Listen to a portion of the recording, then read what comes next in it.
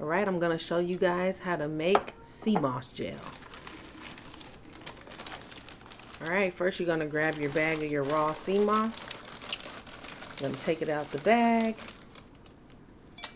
Well, we're going to leave that piece down there. That doesn't really matter. Alright, we're going to put some in a bowl.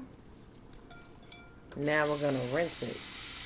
And you want to make sure that you rinse it really, really good. Move it around so you can make sure you get all that salt and dirt off of it. Alright, so I'm going to keep on swishing it around, just making sure that all the salt and the dirt is off of it, making sure it's clean, because we don't want that in our Seamoss gel. We do not want to taste that at all. Alright, so now I'm going to get all that nasty water out of there. Pour that down the drain. And I recommend washing it more than once. So we're going to do it again. So I'm going to do the same process. Alright, right now I'm just letting the water fill up. I'm going to repeat the same thing that I just did, just to make sure that it's clean. Alright, swishing it around, swish it around, make sure it's nice and clean. Get all that sand out of there. You can see the water's getting cloudy. That's how you know you're getting stuff out of it. Alright. And we're going to pour that water out. Now your Seamoss is good to go. Check it out. Nice and clean. Alright, so then now that the Seamoss is all clean and rinsed, now we're going to go in with our spring water. Make sure you fill the water above the Seamoss because it expands and you don't want it to get dry. So then I also recommend squeezing in some lime juice. The lime juice is going to make sure that it doesn't have that super ocean taste. Alright, so now I'm going to grab your plastic wrap.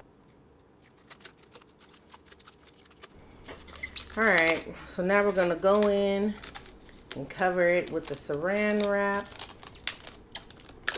And then we're just going to stick it in the refrigerator.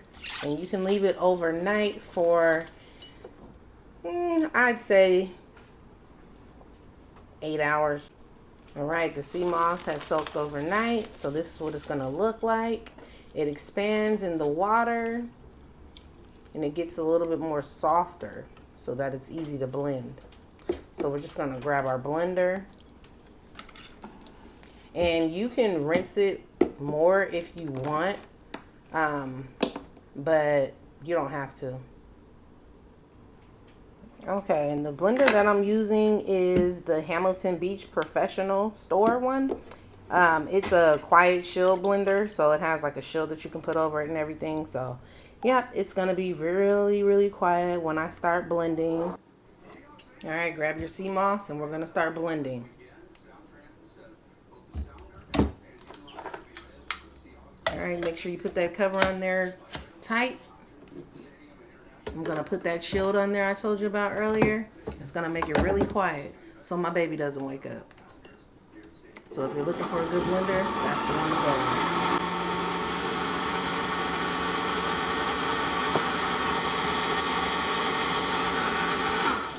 Alright, so now that we blended it for a few seconds, we're going to take it out.